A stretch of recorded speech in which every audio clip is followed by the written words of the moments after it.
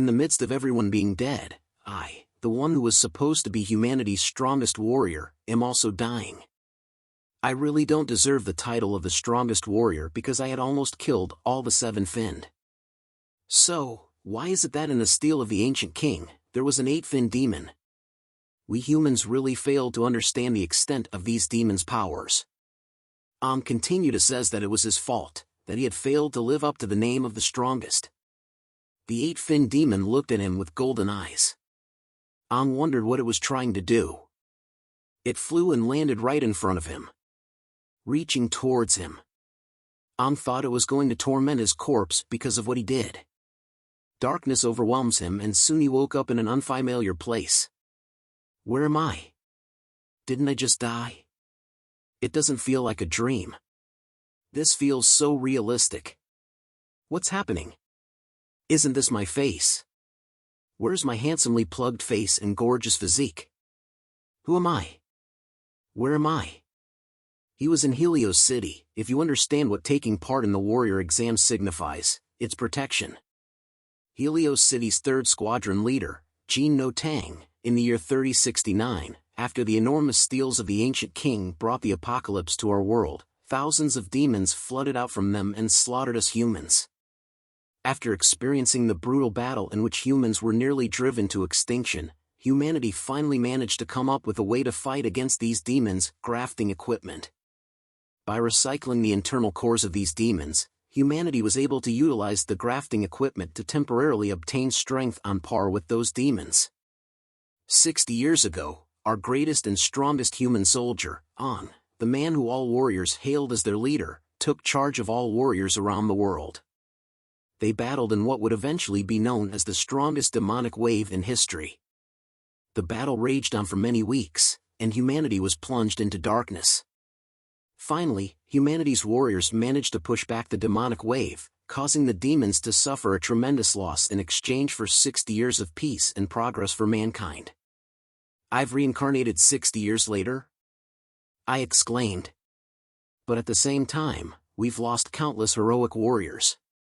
Even the strongest warrior, was said to have died in battle against several highest-ranked seven-finned demons.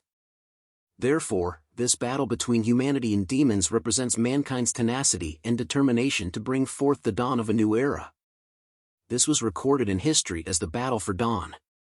Recalled his memory. No, that's not right. The seven-finned demon was not just the highest-ranked demon but an even higher-finned one. I didn't get a clear look, but I saw it. Humanity has not understood the extent of the demon's capabilities. Jin No Tang continues his speech. Without them, we would not have survived until now. We would have neither our homeland nor our current lives if not for them. Warriors, pillars of society who embody protection, do you understand what becoming one means now? Everyone shouted, "Yes, sir." Mumbled to himself, saying this isn't right, catching the attention of the commander. He looks at him while he was mumbling and went to him, telling he doesn't seem to understand what a warrior entails, asking what his name was. Hesitates to answer him, thinking, would anyone believe that we are reincarnated 60 years later into this weak and skinny body? The command spoke, I never would have thought. This is an insult to that great name. You have the same name as the greatest warrior, You're just a stupid bastard who doesn't have a single ounce of a warrior's spirit. And yet, you dare to desecrate that great name. How dare you, yells as he punches straight in the face. Thought to himself as he flew from the punch. Is this body really so trash that it can't even react to such a simple attack? But I can't believe this body has the same name as me. Lands onto someone. The commander begins to walk away, saying, I'll be keeping an eye on you in the upcoming warrior examination. Attention! Everyone replied, yes, sir. Make your way to the examination grounds. I'm still alive, at least. Says to himself. The man holding says, your name's right? It's a nice name. I'm Lon Snow. Nice to meet you. TCH. He's called You aren't any better. Did you think sharing a name would make you as strong as said by Situliu, an evaluation soldier. How childish, she says as she leaves them. She's pretty stuck up, isn't she? My name is none of her business. An replied angrily. Snow mentions, do you not know who she is? She's the most promising warrior in our batch. Situ Liu is known as the cold-blooded demon and is also the eldest daughter of the most renowned martial arts family in Helios City, the Situ family. Situ, how does that name sound familiar? An thinks to himself as he pulls himself up. A bright flash covers them. Thanks. Whoa! What a dazzling display of brotherhood. Ah, don't mind me. Please continue. An asks who she was as he get a nosebleed. Snow asked if she just took the photo. An said that's not the point right now, and she says she did take the photo. She introduces herself as Suejo Yui, saying that the radiating bromance they had totally entranced her, making for good material. The guys think of her as a dimwit. At the fitness test venue, An is excited, saying my body may be in this state, but I'm ultimately still the strongest warrior. This test is easy, so just you wait. I'll definitely stun everyone by obtaining monstrous grades. First round of tests. Stage 1 of the fitness test, long-distance endurance test. Begin. An dashes forward, thinking to attain first place from just a single spurt of energy has to be record-breaking. An managed to break a record, the record of being in last place and having the worst record in the history of the long-distance assessment. Everyone laughed at An as he drops onto the ground. Fitness test stage 2, explosive arm strength test. F-duck, I sprained my wrist. Oh, I sprained my wrist. An, last place, was announced. Fitness test stage 3, explosive leg strength test. An had only managed to jump 1 meter, making it 3 out of 3, last place. Idiot, said Situ. An, your results for the fitness test put you in last place. You've obtained the worst results we've ever seen. You'll be eliminated. Brother An. Snow consoles An while Suejo says, is this the last time I'll be able to snap pictures of the place? That guy's results are simply awful. We can eliminate him right now, said a judge. There isn't much hope for that lanky monkey, but he does have the right to participate in the second round of tests. This will probably be his final assessment too. Let's begin with the second round, the commander replied. Next up, the second round of tests. You will be assessed on your synchronization with grafting equipment. Warrior examinees, please make your way to the testing venue. An smiled at the news, believing he has a chance. 60 years ago, the strongest with stable average synchronization rate of 96% and above, said An, this body isn't fit at all, but the synchronization rate is determined by one's willpower. Bunch of bastards mocked me. Just you wait and see. I'll show you the levels of synchronization rate that the strongest warrior can achieve, he said, filled with motivation. So this is what the grafting equipment looks like 60 years later. It's gotten a little lighter, An thought to himself. 39% synchronization rate. As expected of the strongest rookie of this year, Situ is in a martial arts family after all. I heard she's been undergoing harsh training since she was young. Nah, that's talent. Do you think you can get the top score on every test with hard work alone? Did you see her earlier? She's really pretty with a ponytail. I like it when her hair's loose, too. She's from a great family, she's strong, and she's beautiful. We really are background characters, huh? She's truly an unattainable flower. The crowd continues to talk. Not bad, Situ Liu. You got whopping 39%. Everyone at earlier, I'm sure it caused a sensation. I don't mind having more admirers, but it's still better to be low-key. Calm down, calm down. Situ, you gotta keep your cool, she said to herself. As impressive as it is, this is only the assessment, but she already managed to get a synchronization rate of 39%. She's really strong, isn't she? Snow says. She's full of energy. I can feel the raging, imposing force hidden beneath her slender body. Snow continues to say. I can feel it too, said An. You don't seem nervous at all, though, Snow asked An. Oh, I'm good. I'm used to it, An replied. Used to it? Snow is surprised. As the assessment progressed, many rookies who endured the grafting equipment showed pained expressions, remarked someone. When one first undergoes grafting, a burden will be placed on the body due to the impact of the demonic core. Unable to withstand the pain, some would forfeit, explained another.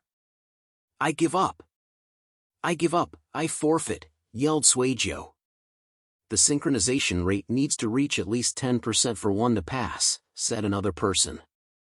Synchronization rate 24%, announced someone making Snow pass the test. Of course, there were some unexpected scores too, added another. Suejo, warrior examinee. The synchronization rate is 30%. You have passed. We have found some seedlings with great potential this time. The commander says. Yes, including Suejo Yui, this assessment has already seen 6 examinees with a synchronization rate of and above. Compared to other C-rank cities, our current batch of rookie warriors is of pretty good quality. The lady reports. However, there are some inferior ones here too. As Ung walks up the stage, the crowd starts to talk, saying, Hey, it's that Ung guy's turn. Given his physique, I bet he'll vomit blood on the spot because of the burden on his body. Gah. Mama, in the first round of assessments, that idiot got last place in every single test. Laugh away, you inexperienced brats. Remember to pick up the used wipes from the floor later, Ong thinks to himself. I'll take the red strength core. Ong tells the instructor. Demonic cores collected from the battlefield can be categorized into different types. The most common ones are red, yellow, green, and blue. Red represents strength, yellow represents defense, green represents healing, and blue represents agility. However, there are 2 rare types of cores. The purple core represents imaginary power, and the black core represents time and space. The black core is especially hard to find. As for synchronization, the most important thing is willpower. The strength of one's willpower determines how much burden one can take from the demonic core. Moreover, it also determines one's mastery over the core. Grafting has succeeded. Are you ready? The instructor asks An. Yes, bring it on, An replies. A bright red light soon shines throughout the testing zone.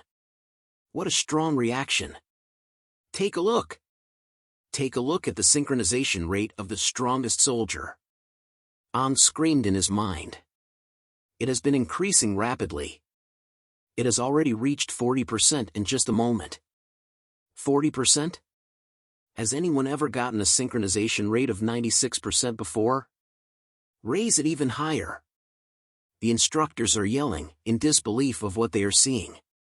An forces himself to rise even further. What's going on? How could we be having such an absurd synchronization? Was there a mistake somewhere? The commander is shocked. It's still climbing. 65%. 70%, the lady reports. What's going on? 60% now? Is it me? Is the equipment malfunctioning? The crowd shouted, shocked by the results. I was once the strongest warrior, hailed as king by others, and if not for my low level of this synchronization, if not for my weak body, my imposing demeanor would have driven all of you to your knees. An stands up like a god and says, That's the difference between you and me, brats. But a sudden feeling like sinking into the ocean overcomes him. What happened? My strength disappeared. I can't move anymore, An tells the instructor. What the hell? It really malfunctioned. The synchronization rate instantly dropped to 10%. Yelling at An. Captain, we just detected that the demonic core has cracked. That abnormal core likely caused a data glitch. That was terrifying. The equipment was malfunctioning. The commander was relieved to hear that. What happened? My synchronization rate stopped at 10%, correct? He asked her. Yes. He barely passed, she replied. Brother On, Snow yells, rushing over to On. Exactly. That only happened because of the abnormal, demonic core. And here I was, thinking he's amazing. Bah, the crowd says. Brother On, are you alright? Snow asks as On faints. You have a point. Look at that scrawny body of his. How could he have gotten that absurd synchronization rate? That synchronization rate is comparable to that of a captain from an S-rank city. Ha ha ha, the crowd continues to make fun of On. False. I wouldn't have been so easily beaten by someone less dazzling than me in this town.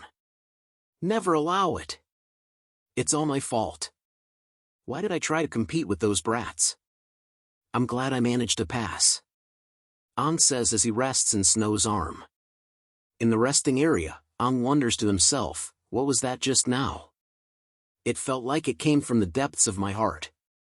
It sucked out all my power in an instant. I've never heard of such a situation before. I clearly had enough willpower to maintain a synchronization rate of at least 80%. Even if it was a demonic core of the lowest level, it shouldn't have cracked like that. So, why did it happen? The doors open, and a man yells. Attention! Everyone in the room responded, yes, sir. Yes, sir. The commander enters the room and says, congratulations on making it into the final round of assessments. The practical test. You will now face a demon for the first time in your lives. I hope everyone here can pass this test safely and smoothly. Line up and head to the venue of assessment, now. Go! On tries his best to walk out the room as the commander stands beside him, looking at him and thinks as he clenches the red gem. I'm really curious about you, On. I wonder what you'll show me in the next assessment, hunting in the fog beyond the walls. Out in the open, the students are gathered in front of a massive wall. Someone shouts to open the compound door. Whoa! My God, this is the first time I've left the city after 60 years. Everyone lives in such isolated cities. Do you think the areas outside the gates are always covered in fog? The students discuss among themselves. The instructors yells at them, be quiet and leave the city. You should spend your time checking your equipment instead, or you could end up dead without even knowing it. Checks his equipment and thinks to himself. They gave me another intact strength cope, but I don't think the problem lies in the cope. Back then, my power dissipated once. Something in my body rejected it. Just what is going on? Is it a side effect of transmigration? As he walks out the door, a sudden feeling overwhelms him. The moment he stepped foot outside, a signal was sent all over the area, the demon beasts all sense it. Deep within a cave, the signal reaches a powerful demon. The demon, sensing it, stood up from its seat of bones and bodies, and couldn't believe that there was another demon that outranked it. What is that? Were all those things I saw, demons? At that moment, I felt as though something was resonating deep within my heart. Ang is terrified at what he felt just now. Are you moving or not? Situ asks Ang as she stood behind him. Ang says sorry. Brother Ang, what's wrong? Snow asked as he approached both of them. The instructor in front yells the four at the back. Group up. The rest of the students are prepared, so hurry up and get over here. The four of them rush to join the others. Oh! Was forming a team your strategy? Sujio asks on. No! I was just don't drag the team down, Sichu tells on, but in fact she was feeling scared that nobody would want to team up with her. Let's go, brother On. We've got to do our best.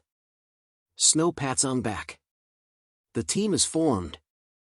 Suijio says as she takes a selfie. Dispelling steel, a black steel made of a solid stone mixture. The stone contained within is a special substance that can dispel the fog. The instructor announces to the students. You will undergo a teamwork assessment in teams of 4. Make sure you all know what the test entails. It's venturing into the fog beyond the walls. Each team will now receive combat daggers as well as a mini fog dispelling device, made of the same material as the dispelling steel. Your mission is very straightforward. Enter the fog and make your way to the designated area. They have been marked with lights. Insert the device into the fog, hunt for demons. Your individual strength and cooperation will both determine whether you pass or fail this trial. Cooperation and individual strength are both crucial. All of you are now tasked with hunting in the fog beyond the walls. It is the terrifying trial rookies must face at the end. In this world covered in fog, the only way to survive is to have a strong team and the courage to face your fears. In the world covered in mist, the warriors are expected to face the unknown dangers that lurk in the mist. Good physique and skillfulness are not the only qualities needed to become a warrior. One also requires a strong mentality, fearlessness towards the fog, the ability to cooperate and rely on their team while facing the unknown, and the ability to overcome one's fears. To earn the title of warrior, the participants need to get a good look at the area, fight the demons that appear at random, and make their first kill. The speaker announces the assessment is over for one team, and the next team needs to get ready.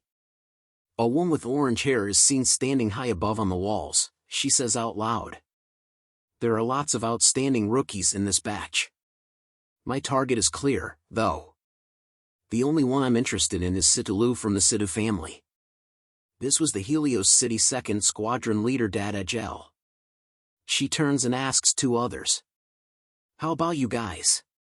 A seedling from a martial arts family. If she's guided well, she might become a great warrior," replied by 1st Squadron leader Joel. "There is another person worth watching out for the commander said as he looks down at the students. He thinks to himself, "I have sent it for checking, but there seems to be nothing wrong with the core. So what exactly happened back there?" As Gel taps his head and says, "What are you thinking about, Tang Tang?" "Don't call me that," Jean shouts while blushing. Joel says that Gel is the only one who can make you blush since the start, Tang Tan. "The same goes for you," Jean says to Joel. On a side note, have the demons' grades been confirmed? We must ensure that the test venue only contains the finless demons we prepared beforehand. Gel asks the both of them. "Yeah, don't worry. To ensure the participants' safety, we've checked over and over in the past few days that no one-fin demons are to be found within Helios City's vicinity." Jean replies, "If one really appeared, we've got to do everything we can to protect this batch of future warriors," said by Joel as the three of them watch over the students. The instructor calls out to the next group saying that the current group have finished and that the venue has been set up. The crowd talks as the next group was with Situlu and An. The four prepare themselves as An says that it's their turn now. Situ grabs the capsule from An, confusing him. She dashes forward quickly, turning back to tell them to follow her dazzling self. An is annoyed, wondering why she liked to have so much attention, and yells out to follow her. The three of them quickly chase after her. Situ jumps up high, flipping through the air before landing the capsule into the device. Gel says she has a recovery core, but her physique is no worse than those with the blue cores. Is this what the foundation of someone in a martial arts family looks like? Three red demons roar as they dash towards Situ. An yells to Snow breakthrough. Snow replies, "Got it." He preps himself before making a gigantic leap towards the demons, landing between them and Situ. The demons jump towards Snow as a yellow energy covers his fists. A yellow shield blocks the attack of the demons. Jean sees this and is impressed that Snow had gotten used to the core power. An arrives, telling Situ and Tomo to kill the demons one by one. They agreed. Covered in the aura of their stone, green, red and blue, the three of them rush to the demons. Round 1, Tomo versus the demon. She easily slices it up and dropkicks the demon straight to hell. Before the demon could even land on the ground, Snow uses the 1-inch punch to send it flying. Joel praises their teamwork from above, noting that the girl in blue has enhanced the rhythm in her movements in a perverted way. Jean calls him out. Round 2, Situ versus the demon. She leaps and stabs the demon on its belly. causing it to explode in a green explosion as she walks away. Round 3, On versus the demon. He knees the demon in the balls, thinking to strike its 3 vital areas first: the neck, chest, and abdomen. As he rolls alongside the demon, knowing that his current body can only bring out a limited amount of power in one go, he thinks to use this battle to test his limits. He speeds over to the demon in an instant. The monster readies its fist to punch Ong as he dashes to it. Ong dodges the punch with ease. He returns a punch back to the monster, causing it to roar. He thinks that he didn't respond quick enough. The monster tries to kick Ong, but he dodges by bending backwards. He switches the knife to his left hand, turns over from the bent position, and stabs the monster in the stomach while thinking that his body coordination is poor as well.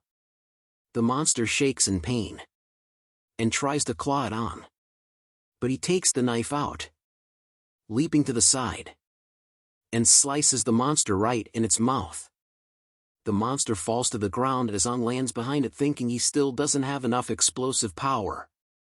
The others look at him from the back. Snow says that he thinks Ong was just playing with his opponent, while Tomo hopes she captured Aang's fight on camera, and Siddhu thinks Ong just wanted to take the spotlight and was doing it on purpose. Up on the walls, Jel asks who the scrawny boy was and said that he was impressive. Joe adds on that Ong moves like a veteran as all 3 leaders looked at Ong. Jean remains silent. Back at the battle, Ong is sweating hard. He wipes his sweat, concluding that with this new body he would not be able to use any of his old skills, and that after moving a while he had already ran out of breath, making it worse. He takes a step forward as he finishes assessing himself.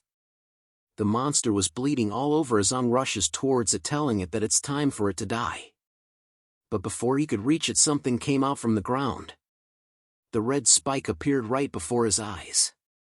It pierces the monster straight in its stomach as Ong was blown away from the impact. The team looks at it, wondering what it was, as the tree roots surrounds them. A clawed hand emerges. Within the monster's body was 2 claws. It rips it apart, showing another monster inside. Ong is shocked to see this. The new monster slowly comes out. It lets out a bloody scream that could be heard all the way to the city. The leaders sense it. Jean felt it and showed signs of fear. He shouts out loud, "One fin demon." He orders all cadets to retreat to the city. The cadets all run for their lives in fear. Jel and Joel jumps down quickly, landing on the grounds below. Dust covers the area from the impact of the jump. Both of them quickly run towards the cadets who were retreating. Jel tells them not to panic and to stay beside leader Jean, as he will escort them back to the city. "Human? But I smell a demon?" said an eerie voice. Ong looks at it, terrified, wondering what it was saying. The monster walks slowly and asks which one. It gave off a hellish aura as it walks to the team. Snow, Tomo and Siddhu all shake with fear as Siddhu compares the no-fin demons earlier, that it was nothing compared to the one-fin demon. She visualizes that from its aura alone it could rip her into pieces in a blink of any eye. She couldn't even move her body. The monster stands tall in front of Ong as he thinks that his current body is no match for a one-fin demon. For the first time, Ong was experiencing what normal warriors felt when facing a fin demon. The monster counts as it put its clawed hand up. A bright red light emerges from each of its fingers as it wants to bring all of them back with it. A fast laser hits all 4 of them in the head. They lose consciousness, and all fell to the ground.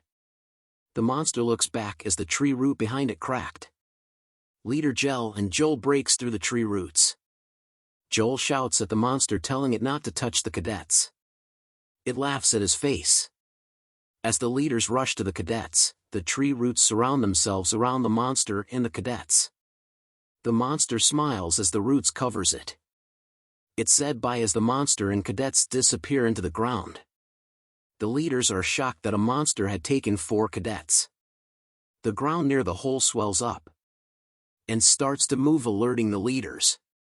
Joel says to go after it. Deep in the forest, Leader Jel and Joel inspects the ground tunnel, seeing that it finally stopped. Jel tells Joel that Jean had checked the place 7 days in a row to make sure that a one-fin demon would not appear, so how did one come? Looking at the tunnel, Jel curses, saying this has never happened before. A figure from above calls their names as they look up. Jean had arrived and was asking where the cadets were. He shouts at them, asking why they stopped searching and that they should continue chasing after them. Joel asks Jean to calm down and tells him that the tracks stopped here.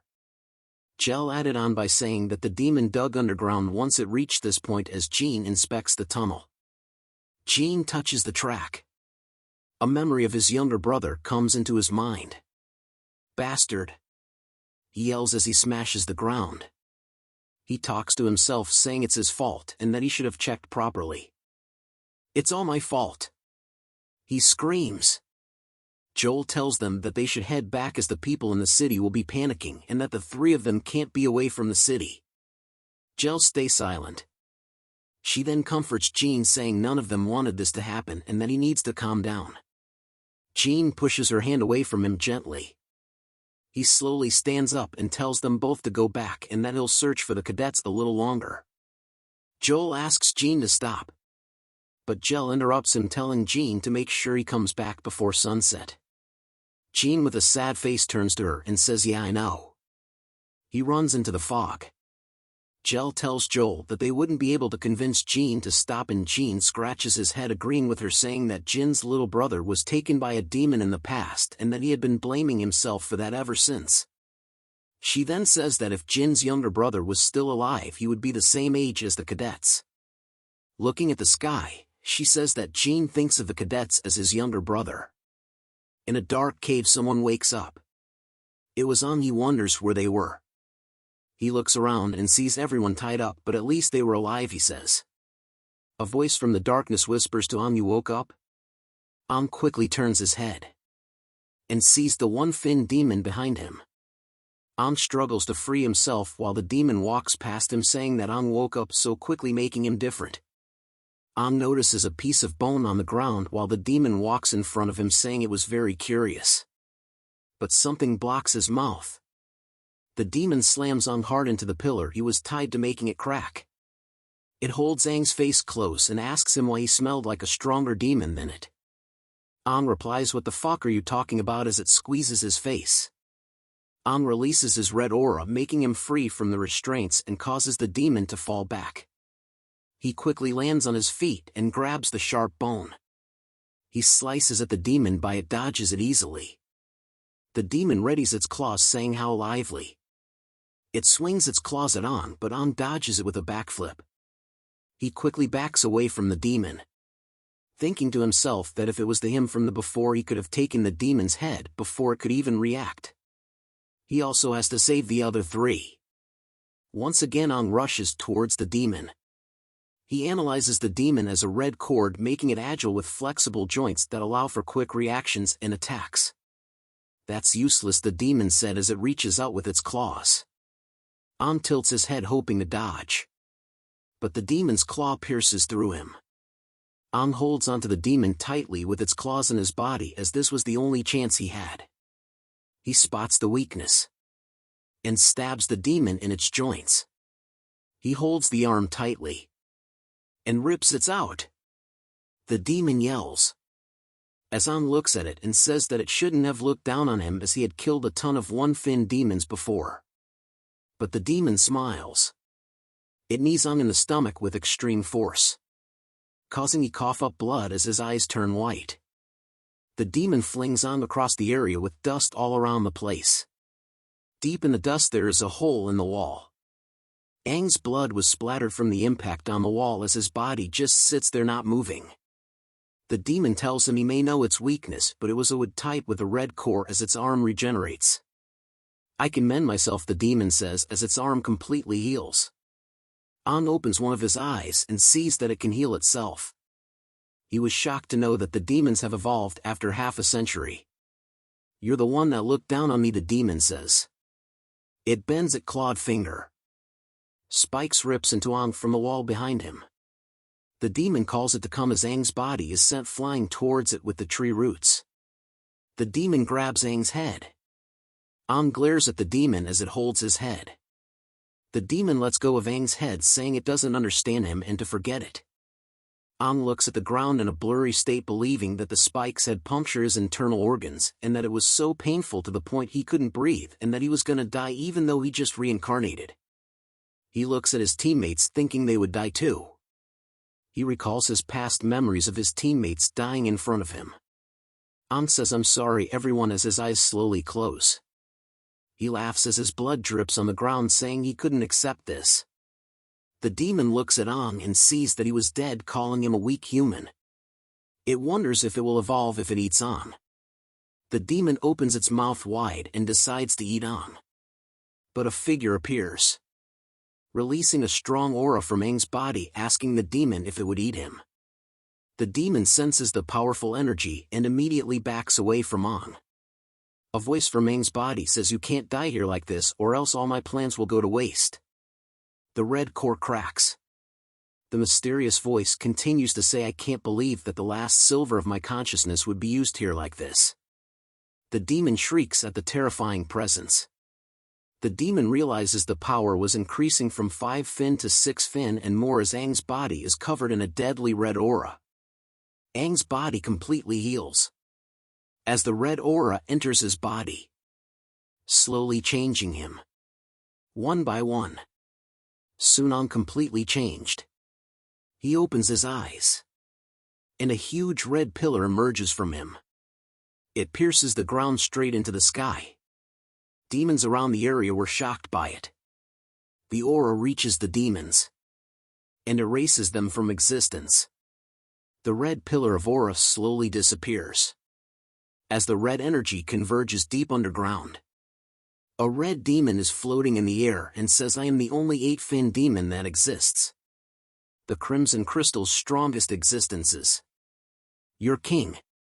The 1-fin demon stutters, calling the red demon an 8-finned and its king. "Kneel," the red demon says. And it kneels before it. "Speak my name." "Crimson Fin King," the demon replied. The Crimson Fin King was on misty ruins. Jean is seen speeding through it, until something catches his eyes. He sees 2 demons and dashes to them, appearing behind one of them in an instant. He whacks and strikes them hard, raising his leg high, striking down hard on the demon. Jean had finished patrolling the area, but only saw 2 2-fin demons in the area. He looks up, sad that the children were not here. Staring at the sky, he believes they should find them before nightfall. But an intense red pillar of power appeared behind him. Waves of power were seen moving through the air. He covers his face, wondering what the hell it was. Seeing the source of the pillar, he realizes that the children were over there. Back in the cave, Aang in demon form descends in front of the weak demon. Fins began to grow back on his feet. He stands in front of the demon as it calls on its king. The 8-fin demon could not believe that the sky was as dark as before when it makes its return. It tells the demon to answer its question from when he vanished. The 8-fin wonders if the 5 demon lords were still alive. The demon bows down, telling the 8-fin that the 5 demon lords are still alive, and their positions have not changed. The 8-fin remarked that they were still living peacefully with one another, but begins to laugh out loud, unleashing a powerful aura. The 8-fin strikes the air, saying that the 5 demon lords have forgotten what they did to him. The 8-fin explained that he chose Aang to be his container as he was the strongest, but never thought the body would be so weak now. And that this was its last consciousness and was wasted in this situation, and if it wanted to appear again, it will only be at the time of its awakening. It trembles as it touches its throat, thinking that Aang was testing its patience, and that it needed Aang to slowly awaken and understand the Fin memories. The demon asks the king if the Fin memories were the same ones they used. And the king explains to it that its race was unique and with Fin memories, they stood above all demons. And that Aang, unlike other demons, just needs to devour demons of higher levels to promote. The king tells the demon that this was the gift that gave to Aang. The demon raises up, shouting that it would do everything to support the king, willing to give up its right and left arm. But the king slices it into pieces, saying it was not worth to do so. and that its only worth was to awaken Aang's first Fin memory. The king tells Aang it has prepared the first step, and to not disappoint the king in the future, as it needs Aang to awaken to the eighth Fin. As the king slowly disappears from Aang's body, Aang falls as the king tells it that when the time comes, as Aang's core absorbs the demon memories, that the king will awaken once more from its slumber. The core and the demon blood mix together, allowing for Aang and the king to become one. Aang recalls a memory of a soldier dying in front of him, calling him the strongest king. The soldier tells Aang he doesn't want to die. Aang tells him he won't as he reaches out to him. The soldier grabs Aang's hand hard, as his face turns into an undead, telling Aang why he was the only one still alive. Aang wakes up from the nightmare, thinking it was only just a dream. Voices called out to Aang. It was his teammates. They were happy to see him awake. Suiji leans close to his face, asking why his hair color changed and if it was because of the demonic door. Aang couldn't believe she came this close, and asks her what she meant. He looks around, asking if all of them were okay since the cave. Jean appears, telling Aang that it seems that he remembers something. Appearing with all the leaders, he asked Aang to tell them what happened. Aang was surprised to see all three captains in the room. Jel tells him that Jean was the one that brought the four of them back. Jean whispers to her not to call him Tang Tang in front of him, but they all heard the nickname Tang Tang. Joel tells them they found them outside the cave, that they were unconscious, and that no demon was found, making it easy for them to bring them back safely. Jel tells Aang that he was the only one that experienced changes, showing him a mirror. Aang stares at this reflection, wondering why his hair changed. He thinks about what he should tell them about the cave and his reincarnation, but decides not to say. He tells them that he just woke up vaguely, and now wakes up in the hospital. Jean remains silent, thinking back to the blood he found in the cave, wondering what caused it. Joel sits beside Aang, telling him he saw his results, and that his foundation was weak, but when fighting demons, he seemed very calm. He looks at Aang, asking if he had fought demons before. Aang tells him he didn't and only studies hard about fighting demons. Jel is impressed by him for being a bookworm, saying that many people should be like that. But Aang remembers about his test results, asking them what they were. Suiji appears again, telling him that he passed and they were still a team. His team tells him that Jean had made them a team, making it fate. Sidhu tells Aang that they have fallen behind the other teams, surprising Aang. Jean tells Aang that he was asleep for 3 days, and that his team had 0 points now. Aang screams out that he couldn't believe that he was in a coma for 3 days. The team wears their armor and prepares. The crowd in the city all look curious about the Aang's new team with Captain Jean. Jean begins to inform the team of the rules, and that they have officially become warriors, and congratulates them for returning from the one-fin demon safely. He then informs them that the 4 of them are a team, under his command, and he was in charge of 9 teams and wants them to stand out. Aang raises his hand, asking how they could stand out. Sidhu turns away from him, asks they were currently ranked last. Jean explains to them that they had a point system, to stimulate healthy competition through point rankings to improve teams. They can obtain points by completing mission, and the captain and team with the lowest points will be punished. As seen in the back of Jean, the punishment will be being demoted to the cleaning crew. Aang looks around, realizing why the city was so clean. Jean announces that Sidhu will be the team leader as she has the highest points.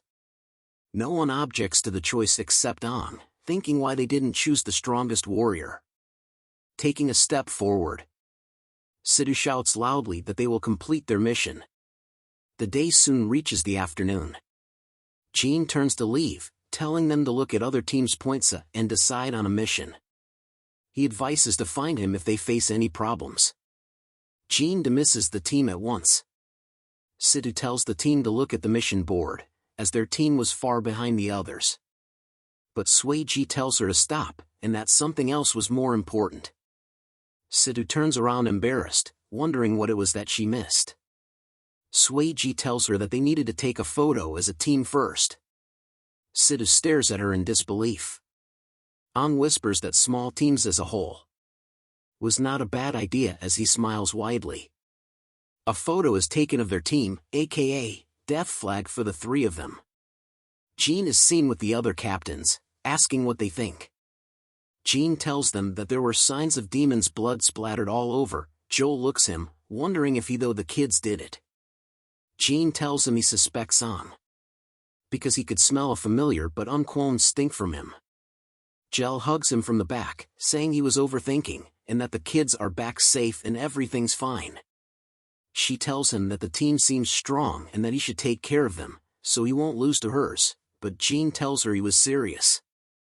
Joel just smokes his cigarette, telling him that they will keep an eye on An. Back at the city mission board, An is staring at it. He was happy that there were 3 A-rank missions and they could earn 10 points with each. But Sueji and Snow tells him that a rank mission were difficult as Sidhu remains silent. He explains to An that, even though A ranks give more points, they result in more casualties than C and C rank missions. An tells him he understands, and tells him that if that's the case, as all the mission are taken of the board, he and Sidhu tells the team that they should take it all. The team is now seen running through the jungle. An presses onto his red core on his chest, causing it to activate and spread out a gold machinery. He looks back, seeing wings on his back, amazed that this was Nano Wing. It allows him to quickly dash past the others towards a huge boulder, and slams against it once he arrives. An looks at his hand, imaging the Nano Wing disintegrating and changing into a weapon. A dagger soon formed in his hands from the Nano Wing. He holds it tightly in his handle, amazed that this was nano equipment, and that technology had truly evolved in the past 60 years. The rest of the group arrives at the boulder. Sidhu asks them if they were ready, and they all respond with a yes. She informs them of the 2 no-fin demons as their targets, and that they needed to kill them in one go. She shouts at them to follow the plan and to head out. They dashed out of the cover of the boulder, with Snow leading the charge. The demons are alarmed by their arrival. They roar fiercely as the team approaches them. Sidhu thinks to end this quickly as they head over to the demons, as they can't afford to waste time, because they have 3 more A-rank missions to complete. Snow arrives first to the demons, slamming his foot deep within the ground. He kicks up, creating a giant wave made of stone, blocking the demons' attacks. But the demons are confused, as Snow and the team had disappeared from in front of them. This was according to Sidhu's plan, as Ang and Tomo were the ones to incapacitate them. Ang and Tomo appears from both sides of the demons. They slices the legs of the demons in order to stop them from moving. Ang turns to see the demons, thinking he can't wait to see them flail after he breaks their joints. Both the demons kneel onto the ground due to Ang's and Tomo's attack. Snow appears before the 2 demons, preparing his mighty fist up their ass, and slamming both their jaws shut with an uppercut. With the demons now in the air, Sidhu appears, thinking to end this fight in a magnificent manner. Her neon strikes lit up the place, as she manages to land all her attacks. The demons both start to glow up from her attack, because of the overload treatment skill. They blow up, as Sidhu thinks of her performance as splendid. Tomo places down the device, clearing the fog at last. Snow wipes the sweat off his face, happy that the fight was over, as their mission was to dispel the fog, which was harder than the exams, and took way too long to complete. The demons dropped a red core. Tomo giggles happily seeing the red core in her hands as the team gathers. Sidhu thanks the team for their hard work and that they've earned 10 points, as Ang is surprised to see the completed missions automatically destroyed. So high-tech, he says. Tomo explains to him that there's a chip in the mission, linked to the point leaderboard in the city. Once the mission is completed, the leaderboard updates the points instantly. She tells him that they had completed the dispelling the fog outside the city mission, and asks if she could take a look. She sees that they still had 2 missions left that were both pretty difficult. She drops to the ground, thinking how hard the missions were gonna be, and that they still had a way to go. Snow laughs, telling her it won't be easy, but they had their team working hard. Sidhu calls for their attention, wanting to go through their plan. and it was that they were gonna finish the 2 remaining rank missions, and more rank missions, to aim straight for the top. Tomo sees her as sparking, deciding to take photos of her, as Snow is fired up, wanting the team to hurry up straight to the top. Snow calls out to brother Ong, asking what he thought of the plan, but Ong tells him to just call him Ong, no brother, as they were comrades. Ong stretches and tells them that the plan was right, other teams were working hard, and they needed to be more active. Ong thinks to himself that he never expected to feel this way, after living across 2 lifetimes. He thinks of his team, as they had made him feel his youthful passion again, making one energetic. Ong tells them they need to complete their mission before sunset, and they should go now. Tomo is excited to go for the mission, as Sidhu thinks that Ong stole all her cool lines. The sun slowly starts to set. As Snow calls out to the team that he was done tying up the demon, he shouts out loud, happy that the team captured 3 demons alive. Sidhu checks the tranquilizer, seeing that they had run out of tranquilizers to capture no-fin demons, as each team were given a few special bullets. Ong looks curiously at the weapon Sidhu was holding. Sidhu couldn't believe that Ong needed another explanation, so she tells him that it was called Demon Tranquilizer Gun, created from nanoparticles, but was harder to create and using it was far too complex. Ong then inspects the demons they captured, curious to see that demons could be captured using tranquilizers. He recalls in the past, where they had to knock out the demons using force, which made researchers upset as the demons would have brain damage. Snow informs them that they had completed the mission, before they ran out of tranquilizer bullets. And that in order to capture 3, they needed to kill an entire group. Tomo stretches her fine body, saying they needed to go back to the city before sunset, as it was an ironclad rule, if they were late they would be punished. But on a side note, damn, I may be AI, but that booty though. Okay, let's take a moment to appreciate the artwork here, lads. 1, 2, 3, and now back to the story. She turns to them, saying they should go home to eat dinner, making Ong think about whether he had a place to call home now. Sidhu agrees with Tomo, saying she needed to go back to the dojo, they just needed the coordinates for the researchers to collect the demons, making the mission complete. But as she asks them if they felt a murderous aura, a red shriek of light passes by them. A bullet is seen curving through the air, destroying all the demons' heads in one gun, like that movie Wanted. Sidhu and Ong were shocked to see this happen in front of their eyes. A voice speaks out to them, saying they can't let them complete this mission, as a barrel of a gun is revealed. The team shouts, "Who's there?" hoping to find the person responsible.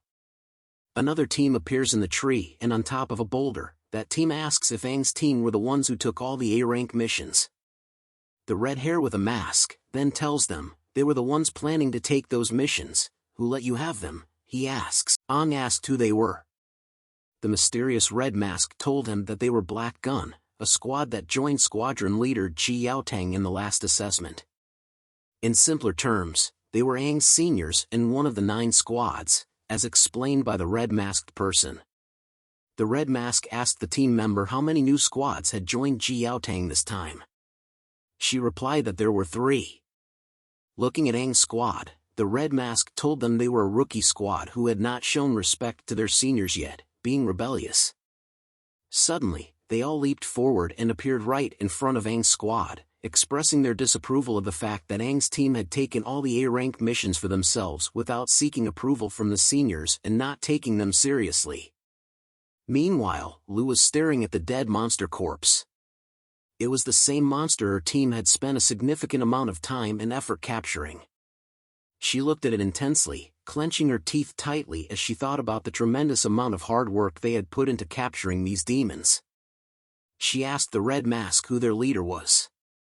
Just as he asked why she hadn't asked her team to greet them yet, Lu dashed towards him in an instant. She spun in the air, attempting to land a kick on the red mask.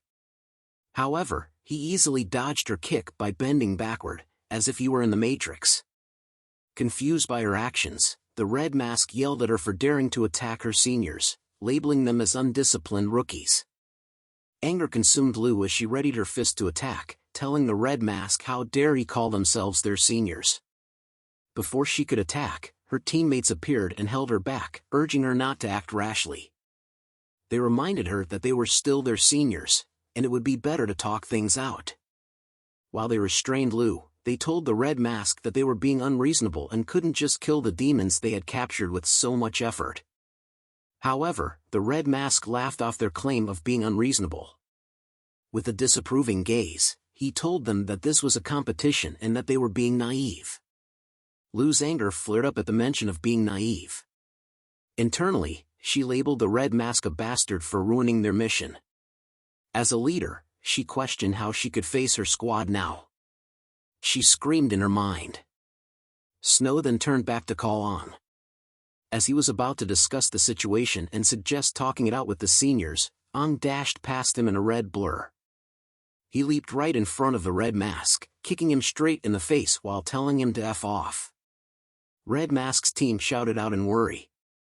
Ong stood tall and expressed that he had never seen people oppressing rookies and that the rules were bullshit.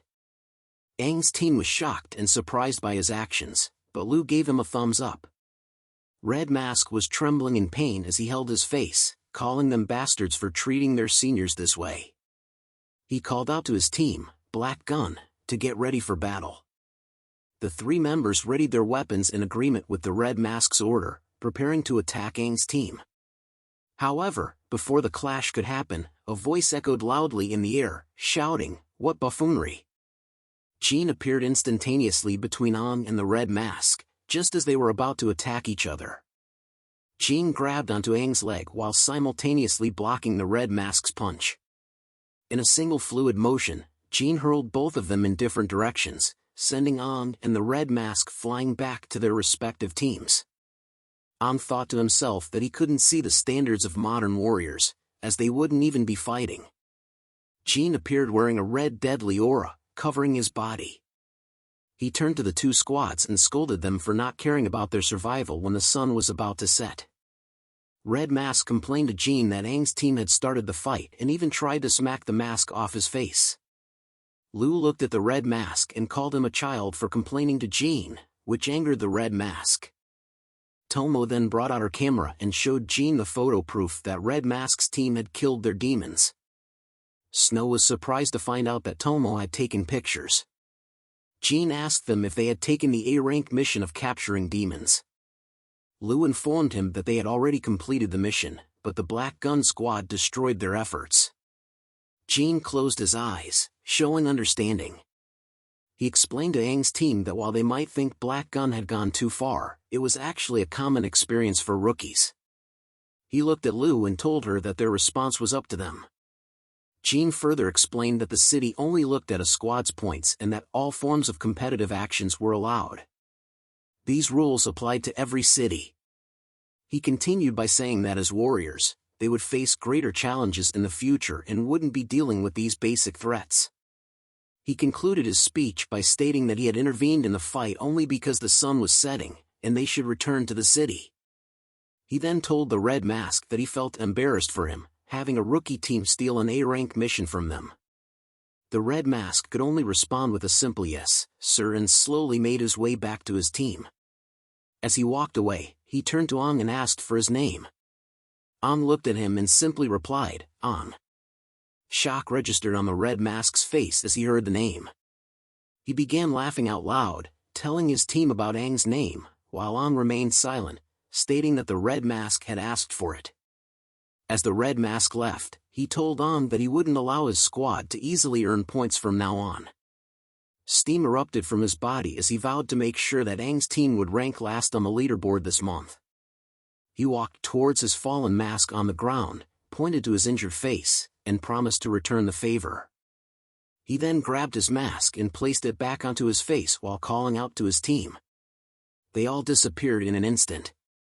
Jean informed Aang's team that Black Gun might not be the strongest squad, but they would do whatever it took to distract and destroy their mission progress. They were known for their swift execution, led by Red Mask, who excelled in firearms. Although he hadn't used a firearm in the previous fight, Jean was sure that Black Gun would win if both teams clashed. Upon hearing this, Lu fell into silent contemplation. Jean concluded his speech and told them it was time to return to the city. Lu decided to forget about the conflict and urged the team to move on. She looked at Ang, wondering why he was spacing out and if he was just trying to look cool. But before leaving, she told him that his kick was pretty cool, catching Ang's attention. Snow asked if they wanted to have dinner, but they all declined, mentioning they had plans. However, Ang had his own plan of capturing the 3 demons alive by himself. Night falls upon the city, with a large moon shining overhead. An announcement is made, urging the citizens to remain within the city for their safety. The repeated warnings emphasize the importance of not leaving. Meanwhile, Ang hides himself, reflecting on the fact that he hasn't seen many people since the warning. He assumes they are likely at home due to the lockdown. Curiosity piques his interest, and he contemplates what homes look like after completing the mission. Peering out from his hiding spot, he notices that people are not as vigilant as he expected. Spotting a sign indicating a temporary emergency gate, Ang squats down and ponders whether the city is short-staffed or if they simply believe no one would leave at night. He compares the present situation to his past experiences, noting that in the past, day or night didn't matter during their missions. Ang is confident that finding demons at night will be easy and that he can capture 3 no-fin demons with his previous life's forceful approach. He smiles at the thought of capturing the 3 demons before morning, despite the potential interference from Red Mask and his team. Ang considers himself a genius for devising this plan. Suddenly, a voice startles Ang, and he turns to see Lu standing beside him. Lu finds it exciting to sneak around at night since becoming a warrior, as it grants her more freedom. Ang, now standing up, tells Lu that she scared him. She questions his reason for sneaking around at night during the lockdown, although internally, she is delighted by the idea of venturing outside the city at night. Ang whistles nonchalantly, pretending not to understand what she is talking about and claiming he was just taking a stroll. It's worth noting that Ang, despite being the strongest warrior in human history, struggles to lie convincingly. Lu looks at him, aware of his poor acting skills, and Ang's stomach growls loudly, exposing his subpar performance. Frustrated with his acting, Ang gives up and admits to Lu that he wanted to surprise the team by completing the mission that Red Mask's team ruined earlier. Since Lu discovered his intentions, he asks her not to report him to the higher-ups. Planning to return, Ang is taken aback when Lu insists on joining him, surprising him with her determination. Lu smiles and asks about the plan, feeling like a genius herself and getting excited at the thought of Red Mask and his team's reactions. Ang questions why Lu let out an evil chuckle, but Lu denies doing anything mischievous. Meanwhile, atop the high walls, 2 warriors can be seen. One is yawning, while the other is busy eating. NPC 1 expresses how torturous standing guard feels, remarking that anyone leaving the city at night must have a death wish. NPC 2 tells NPC 1 to be quiet, calling him an idiot, and warns him not to let the other squadron leaders hear such statements. NPC 2 explains that the gap in the gates is for emergencies. In the past, human survivors sought refuge in the city but were tragically killed by demons due to the gates opening a few seconds late.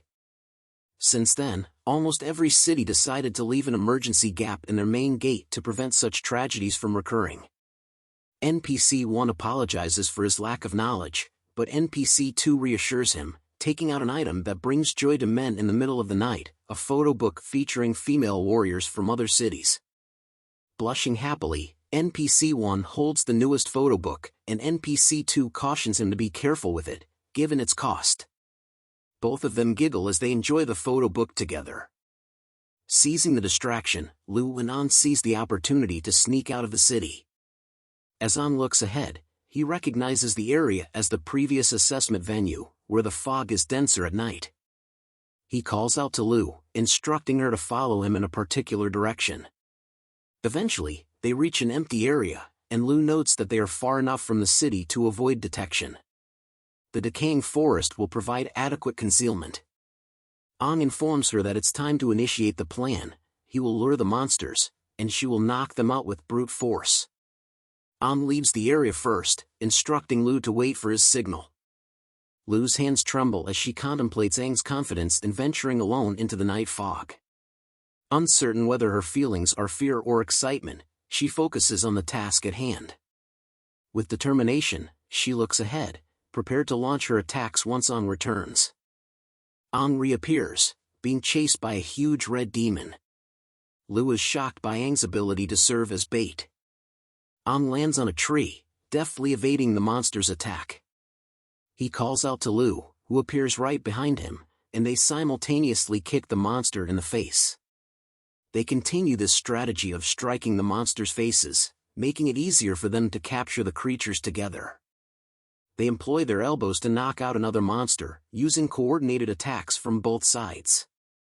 However, this method of capture drains their stamina and strength. Wiping the sweat off his face, Ang acknowledges that he still needs to train his weak body, realizing that these no-fin demons used to be mere playthings in his past life. Lu brings a monster to Ang, indicating it's the last one and that they are finished. She finds the mission more exhausting than her dojo's strength training. Ang instructs her to leave the monster there, explaining that no-fin demons lack intelligence and do not save their own kind. Furthermore, they would not approach the city. Leaving the three monsters behind poses no problem. Ang taps the monster's head and assures Lu that their combined attacks ensure they won't wake up anytime soon. Tomorrow, they will return to this spot to submit the monsters for the mission. Lu expresses curiosity about Ang's knowledge, prompting Ang to hesitate, realizing he may have said too much. Their conversation is abruptly interrupted by a creepy voice from above, exclaiming, "Found you." Fear grips both Lu and Ang as they look up to see two demons perched on a tree, giggling and claiming to have found the human.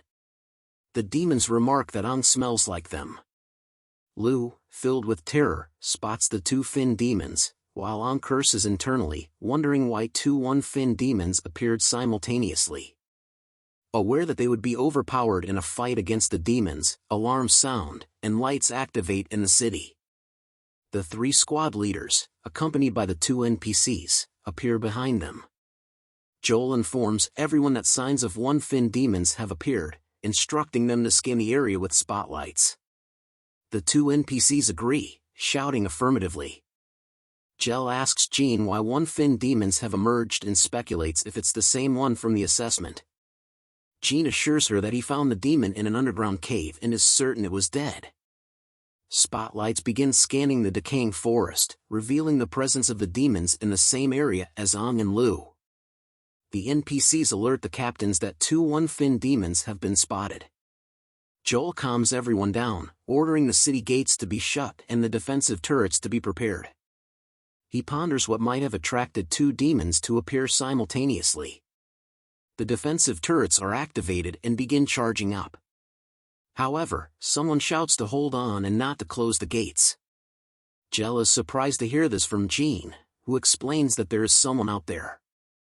Joel calls for spotlights to be directed toward the source of Jin's concern, revealing Ang and Lu in the same area as the two one-fin demons.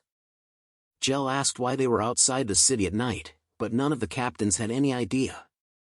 As they surveyed the area, they noticed three captured demons.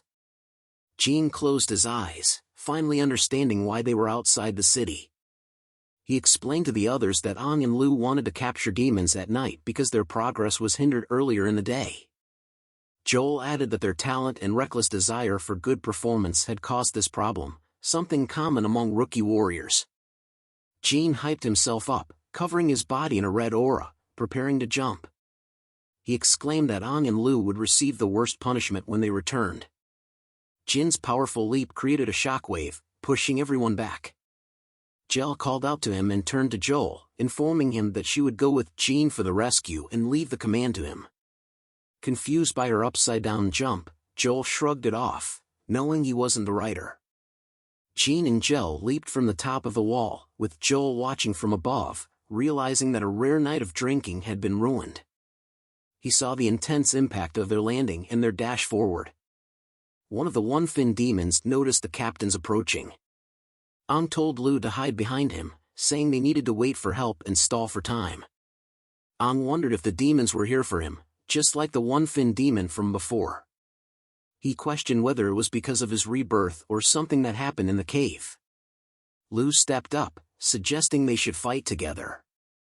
The one-fin demons opened its mouth in a creepy way, indicating a desire to fight back. Both demons leaped down from the tree, but one of them disappeared instantly before landing, while the other landed in front of Ang and Lu. Suddenly, a red demon appeared between Ang and Lu, raising its arm, threatening to kill the useless one and targeting Lu. However, Ang managed to body slam the red demon away from Lu's attack. The red demon's strike destroyed the ground, sending shockwaves to Ang and Lu. The red demon praised Ang for his quick reflexes, while Lu readied herself and kicked the red demon's face, telling it to eat dirt. To her surprise, she realized her kick was held back by water strings, and the red demon taunted her. At that moment, the blue demon appeared, blocking Lu's kick with its water strings, and told her to look. The blue demon's strings wrapped around Lu's body effortlessly, causing her to scream in pain. Ang called out her name in concern, but before he could do anything, the red demon reappeared before him with its fist ready, admonishing him for being distracted. However, a heavy fist suddenly smashed into the red demon's face, giving it a shock. Jean appeared and sent the red demon flying, warning it not to even think of hurting the two young warriors. Jean and Gel appeared in front of Ang, surprising him, and reassured him that they were safe now. Gel examined the two demons and recognized them as a blue cord water type and a red cord earth type. She realized they needed to save Lu first. The blue core water type was agility-based, while the red core earth type was strength-based. The red demon remarked that it was lucky to block Jin's attack, or else its head would have exploded. Meanwhile, Joel noticed the situation and wondered if they were at a standstill. He yelled out that they were too close and commanded the defensive cannons to be ready, warning them to avoid harming their own people. Another warrior appeared, calling out to Joel. She informed him that they had detected a large number of no-fin demons heading in their direction. Joel asked how many, and she replied countless. Fear and sweat overcame her as she trembled, explaining that it was a demon wave. The red moon's glow covered the aura, and the ground shook heavily as endless streams of monsters emerged from the forest. The demons screamed and shouted as they rushed forward. Joel clenched his teeth and gave the command, "Sound the alarms. All warriors prepare for combat."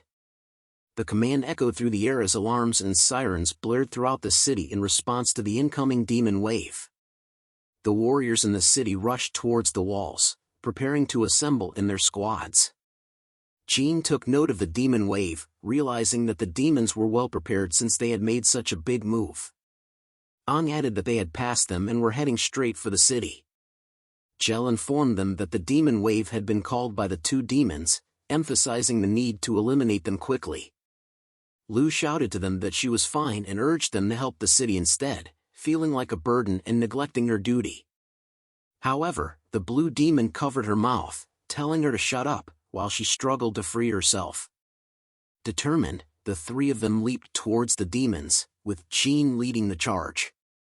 He yelled out that they would bring Lu back with them. The red demon laughed like the Joker and slammed its hand into the ground, summoning two waves of large red spikes from the earth towards them. Jean warned Gel to watch out as the spikes approached. Jean and Gel dodged the spikes, while Ang effortlessly broke through them. Jean and Gel attempted to break the spikes, but Ang realized that they weren't attacking him. The red demon appeared beside Ang, suggesting they go. Ignoring Ang's presence, the red demon dashed towards Jean and Gel instead. Jean wondered why the red demon hadn't stopped Ang.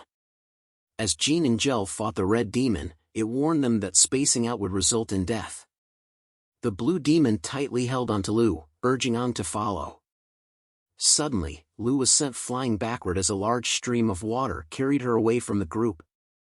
Ang called out to her, but his strength was lacking, and he struggled to think clearly about the trap to separate him from the leaders. Jean saw Ang standing alone and shouted at him, telling him not to follow the demon as he couldn't defeat it. However, Ang couldn't ignore Lu after witnessing the look in her eyes.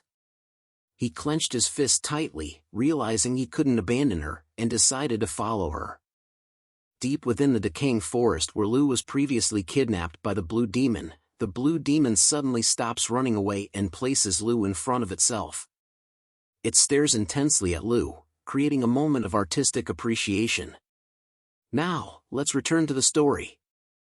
The blue demon finds Lu intriguing and explains that one-fin demons are interested in the rich emotions of humans. It had heard that humans scream when they feel despair. Beg, the blue demon demands, wanting to hear Lu plead for mercy. However, Lu remains silent, staring back at the demon. Perhaps it's because there is tape covering her mouth.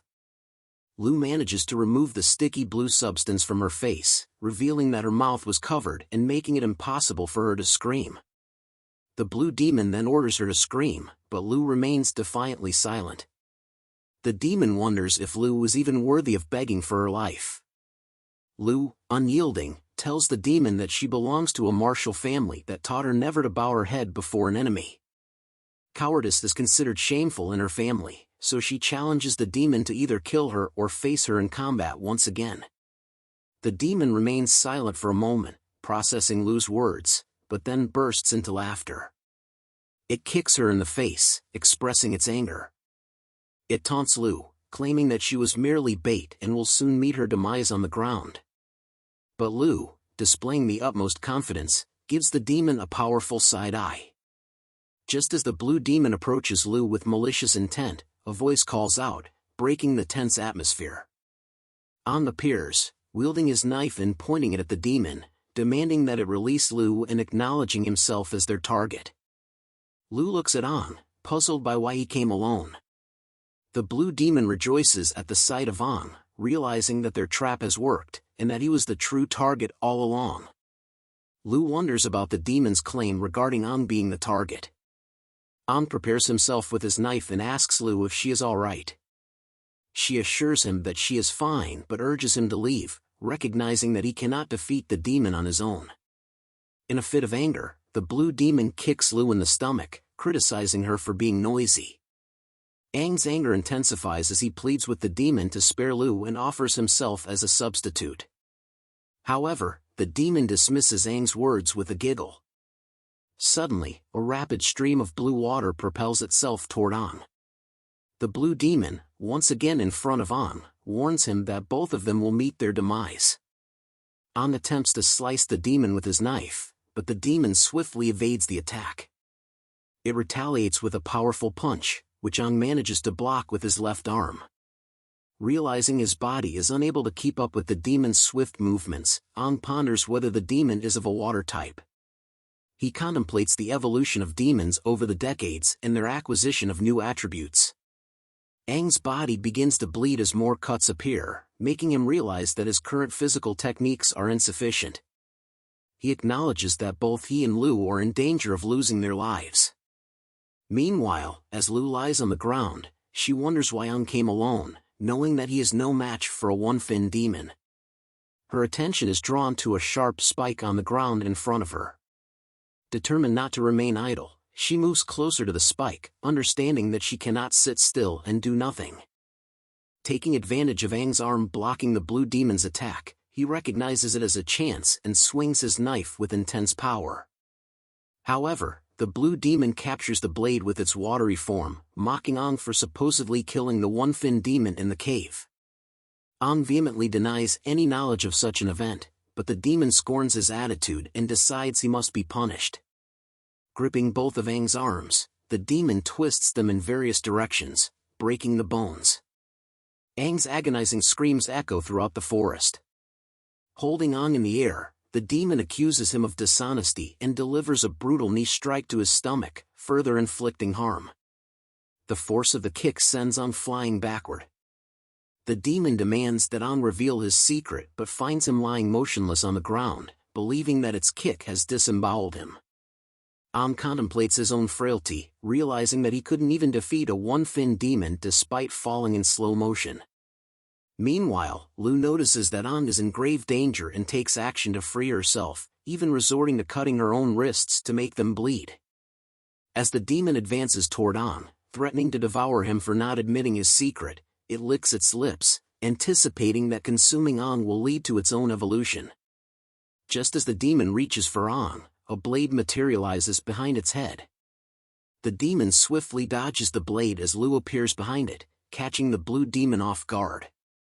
With a swift motion, she lands a kick on its chest, followed by another, flipping backward forcefully and sending the blue demon flying away from Ang. Lu skillfully lands on her feet, her eyes now glowing a bright green. She warns the demon not to dare to harm her squad member. Surprised by Lu's escape from its binds, the blue demon addresses her, acknowledging her determination and the blood on her ankles and wrists as a testament to her ruthless escape. Lu boldly tells the demon that if it wants to kill one of her squad members, it should start with the captain, who is her. The demon responds by releasing water from its body, shaping it into numerous blades. It warns Lu not to dodge the water blades, and they begin to approach her. Lu, exerting all her strength, does her best to deflect the attacks directed at her, and Ang whispers to her, advising her to dodge instead of deflect. However, Lu insists that if she dodges, Ang will be struck. She realizes that the number of attacks is overwhelming. As the demon raises its hand toward Lu and Ang, water blades rise from the ground around Lu's feet, attacking her from behind. Lu screams in pain. The demon withdraws its hand, causing Lu to be flung straight toward it, beckoning her to come closer. It grabs Lu by the throat, holding her high in the air, relishing the prospect of humiliating her instead of ending her life in battle. Its teeth are visible as it sadistically informs Lu that soon she will be screaming to the fullest extent. The bluefin demon grabs tightly onto Lu's neck, asking her if she wanted to die in battle. It raises her up high in the air, telling her that it won't kill her but instead wanted to humiliate her. The bluefin demon gives a grin as it tells Lu that she will be screaming soon enough. Am could barely keep his eyes open as he watches the bluefin demon holding onto Lu far away from him. He thinks about Lu and how he wanted the bluefin demon to let her go. His hand trembles as he tried his best to stand up but couldn't. His thoughts were in a mess as he thinks that it was a shame that he was reborn just to watch his teammate die in front of him. Ang realized that nothing had changed at all, and that as the once strongest warrior, he needed to rely upon a young lady to protect him in the end. He continues to think of himself as useless due to the fact that he couldn't even protect himself and much less anyone else. The red core on his chest started to crack and pieces of it fell out. Aang's aura started to unleash in heavy waves from his body. His eyes glowed red with fury as he thinks about being allowed to be spared from the agony of watching another teammate die before him. He shouts in his mind that there was nothing he can do. Aang's furious aura was powerful enough to catch the bluefin demon's attention. It turned around to see what the cause of the powerful aura was. But multiple shrieks of red deadly aura went past it. Lu had vanished from the bluefin demon's claws. Aang had managed to instantly save Lu from the bluefin demon's claws by surprise. Wounds appear on its claws as it realized that Aang didn't attack it at all and wonders if the injuries were from just the wind pressure alone. Aang looks at the heavily wounded Lu and tells her that she had done a great job on her first time as a leader. But Lu asks him if he was really Aang. As Aang's face was revealed to be showing a bright glowing red eye, he tells her to leave the rest to him. Aang places Lu onto the ground gently to allow her to recover from her wounds as the demon stares at them. It spoke out telling Aang that he really smelled like the demons and that he was really so strong. The demon was happy to see that Aang actually had a secret. Aang then turns around and began to walk to the bluefin demon. He tells it that he doesn't know what happened exactly. Aang starts to notice that there seems to be power surging from out of his chest and that it was shooting upwards. He closes his eyes as a red line appeared near his eyes, thinking that the power felt like it was going to pierce through his body. But he suddenly screams out loud, unleashing a devastating red aura as if it was death itself. Changes started to flow into the red core on Aang's chest, till it transforms itself into a white core with a black symbol on it. The bluefin demon recognizes the white core as the King Fin's core. It was shocked and alarmed to see that it resided on Aang's chest. Lu was still heavily injured but could sense something coming from Aang. She looks at Aang and sees his body covered by the red aura. Aang slowly walks to the bluefin demon, telling it that he knew something. And that the something was the fact that the bluefin demon was going to die. Aang had awakened his one-fin form as a single horn appeared on his head. Back to the captains Jean and Gel, who were fighting against the red fin demon. It soon senses a powerful aura that was felt by its entire body. The red fin demon then looks in the direction where Aang was and realizes that one of its kind had a strong aura that was enough to cause its head to spin. Genie appears close to the red fin demon as its attention was distracted for a moment due to the powerful aura. He readies his fist and tells the demon to not get distracted, before punching the red fin demon right in its chest with a heavy blow. The force of Jin's punch could be felt immensely as it caused a shockwave to erupt from the demon's back. Jel then appears from the air after leaping forward with her legs bent back. She drops kicks the red fin demon straight in its face as if this was the WWE. Her drop kick sends it flying toward the dead trees in the forest. But her attack doesn't stop and she leaps forward to where the red fin demon was with an intense blue aura in her eyes. The red fin demon tried to steady itself from their combined attack and realized how they were so strong and that it could not defend itself properly. Jean and Jel appear suddenly right in front of the red fin demon, catching it off guard. With a combination of attacks from Jin's fist and Jel's kick to the stomach of the red fin demon, a red glowing ball of light appeared from its back, which soon erupts into a powerful deadly laser beam attack, causing a hole to appear on the red fin demon's body, as if Cyclops from X-Men attacked the demon himself. Jin's and Jel's attacks had sent the red fin demon into midair. It looks at the gaping hole in its body and curses at them for daring to open a hole on its body. The red fin demon then decides to go out with a bang like it's the 4th of July by using its red core. Jel sees the bright red light coming from its body and realizes that it was going to self-destruct. She runs over to cover Jean from its explosion, but Jean tells her to let him protect her instead. The red fin demon's body started to glow bright red as it tells Jean and Jel that they should die together. But before it could explode, something fast and yellow pierces the red fin demon's arm and into its side, causing the red fin demon to travel a great distance away from Jean and Jel. A large metallic spear or arrow was seen to have pierced the red fin demon before it could explode. The red fin demon cursed damned humans before drawing its last breath. Both Jean and Jel were got off guard in seeing what had happened to the red fin demon. Jel then realizes that it was due to the defensive artillery as she looks back at the city where numerous warriors were seen battling an endless horde of demons right outside the gates of the city. Joel was dashing and cutting through the demons with his blade as they were trying to climb the city's walls. He comes to a screeching stop before seeing a huge crowd of demons all reaching up to climb the walls. He looks at the demons with a nervous expression on his face as he knew that there were too many demons to kill. He proceeds to shout out a command, telling everyone to return to the city as the demon wave was approaching.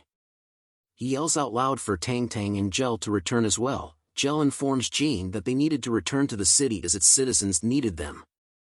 But Jean turns away from the city as he thought of Ong and Lu needing him more.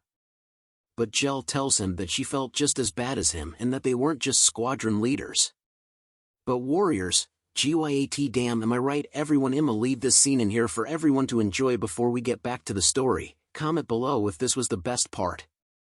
Jean closes his eyes in pain as he realized that what Jel said was true. He then yells out to go support the city, as they both rush to help the city from the demon wave. The bluefin demon's voice could be heard deep within the forest asking why a human was the same as a demon. Lu was fully unconscious on the ground as the bluefin demon trembles over in fear at the sight of Ong as he walked closer to it. The bluefin demon then tells him that something was not right and wonders if Ong was truly stronger and why there was a fin growing out of a human. But Ong didn't reply and simply stared at him with his yellowish eye and horn growing out of his forehead. He then tells it that maybe this was the reason for his reincarnation, the fact that he was given this demonic power to change everything, as he points a finger upwards which casts a green light. He then flicks the green light backward, which seems to head straight toward Lu, who was on the ground. The green light started to spread itself over Lu. It slowly started to remove the injuries and heal Lu back up. The bluefin demon was surprised to see that Ong could heal someone and wondered if he was a wood type. Ong tells the bluefin demon that he could vaguely recall what had happened, as memories of when the kingfin demon took over Aang's body during the time at the cave flashed through his mind. Ong then tells it that he may have absorbed the wood type power from the one fin demon back then. Tree branches soon appeared from below the ground and started to circle around Ong as he tells the bluefin demon that if he absorbs it, maybe he would get the power of water. The tree branches soon combined into one another and cast a huge shadow over the bluefin demon. It yells out, "What is this power?" I've never seen it. Never seen it. Ong was T-posing over the bluefin demon as he stood over it on top of the wooden structure he had created. Ong proceeds to tell the bluefin demon that he was excited to see the extent of the demonic power with his hand fully changed into a red demonic skin tone with black nails. Ong continued to stand on top of his wooden structure as he exudes a deadly red aura into the bright moon night. The bluefin demon trembled in fear at the fact that Ong could absorb the abilities of a one-fin demon's core and that he had turned into a demon himself. Ong smirks at the fact that it was interesting for him to see a demon trembling with such intense fear, as before in his past life he had never seen such a thing. Ong proceeds to stomp his feet hard onto the wood, before diving headfirst towards the bluefin demon as it trembles in fear of what Ong had become. With a smile on his face, Ong tells the bluefin demon straight to its face to hit him with all that it got. This catches the bluefin demon off guard. Ong tells it that he just wanted to see how strong he was in this form. Agreeing to his request, the bluefin demon started to cast its ability while asking Ong what he was and whether he was human or demon. It shouts as it attempts to hit Ong, but Ong leaps backward and easily dodges its attacks. Ong backs away from the bluefin demon and glossed over the fact that it could manipulate elements. He then stretches his demonic hand forward, telling it that he had recalled that the wood-type demon he absorbed had a certain skill. A certain green aura started to appear on his demon hand as he crunched his fingers together. Tree branches soon erupted from the ground below where the bluefin demon was standing at. The branches soon reached its face and slowly crept around it. The tree branches then tightened themselves around the arms, legs, and neck of the bluefin demon while raising it into the air and off the ground. Ong proceeds to cross his arms together while still using the wood-type powers. He smirks and clenches his fists tight together, saying that this doesn't seem hard at all. The bluefin demon tried to reach out with its claws and said that it was getting strangled. It screams out in pain as Ong watches from afar, telling it to go on and struggle. The bluefin demon started to gasp for air and muttered that it needed to use its trump card, just as the water started to leak from its body. The bluefin demon soon disappeared from the clutches of Aang's wood powers as large torrents of water are seen heading towards him. The bluefin demon had used his trump called Disintegrate. Aang gazes at what just happened and remains silent. He jumps back from where he previously stood just as the large torrents of water slam the ground, causing cracks to appear everywhere. But the bluefin demon appears right in front of Aang with its body made of half water. Just as Aang was retreating backward, the bluefin demon giggles and tells Aang that it was not enough and reaches towards him with its massive clawed hand. It tells Aang that he couldn't kill it and grabs onto Aang's arm as he tries to defend himself. Its clawed hand grips hard onto Aang's arm and tells him that he was a wood type, and that he couldn't disintegrate like it could, before ripping Aang's arm away from his body in a swift motion. Aang continues to remain silent even after having his arm ripped out. He continues to block the incoming attacks of the bluefin demon as it laughs in Aang's face, telling him that the demonic power was something a human could never understand. The bluefin demon was finally able to land a hit on Aang as it kicks him right in the stomach, screaming out that it was stronger than Aang. The deadly kick sent Aang flying and crashing into numerous trees in the forest. But Aang was smiling even after having his arm ripped and being kicked in the stomach. As he flies through the air due to the power of the kick, time seemed to stop for a moment. A giant hand made of wood soon appeared behind Aang, catching him in the air and stopping him from flying back any further. Aang then stood up and started to walk towards the bluefin demon, telling it that it was right about how he did not know how strong the demonic power was yet. Aang then looks up and asks the bluefin demon if it knew that Aang was the strongest warrior and that he was good at learning new things. Aang proceeds to tell the bluefin demon that all he needed to do to kill is to learn and familiarize himself with demonic power non-stop, just as his wood-type power seemed to heal and create a new arm as if he was the one-fin demon that took him to the cave. The bluefin demon was shocked to learn that Aang had figured out how to do wood-type self-regeneration in an instant. Aang then shows off his new arm to the bluefin demon, telling it to look and that he did just as he told it, about the fact that Aang was good at learning new things. Aang then takes a heavy stomp onto the ground, before placing himself into a runner starting position stance. He dashes forward with insane speed and with murder in his eyes. As he continued to run toward the bluefin demon, A tree branch appeared right below his foot and lifted it. Jumps off of it to gain speed, and continued to do the same as he propelled himself forward with greater speed with the help of the wood power. The bluefin demon was alarmed to see that was already right in front of it. It tries its best to back away from but something went wrong. It looked at its foot and realized that it was tangled with tree branch skill, which came sneakily from the ground below it. Aang's hands soon appeared on the bluefin demon's face. He grips it hard onto it, causing the bluefin demon to scream in fear as his body releases a deadly red aura all around. Looks at the bluefin demon's face with a smirk. He said, "Don't run away."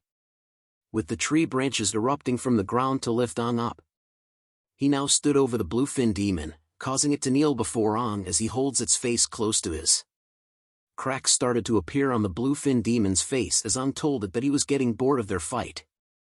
The bluefin demon screams out about its insides just as bright green bubbles started to appear all over it. Continues to hold on tight to the bluefin demon's face as it screams out in pain with green lights appearing out of its body. A green explosion was soon seen, just like the ability of Lu. Stood still with his body unscathed from the explosion, but the bluefin demon was no longer present. Shards of blue color were then seen floating in the air. A piece of the blue shard behind soon started to leak water. Water started to flow around a blue core in the air. The bluefin demon had reappeared once more, calling stupid and laughing at the fact that it could disintegrate its body just as it launches another attack at from the back.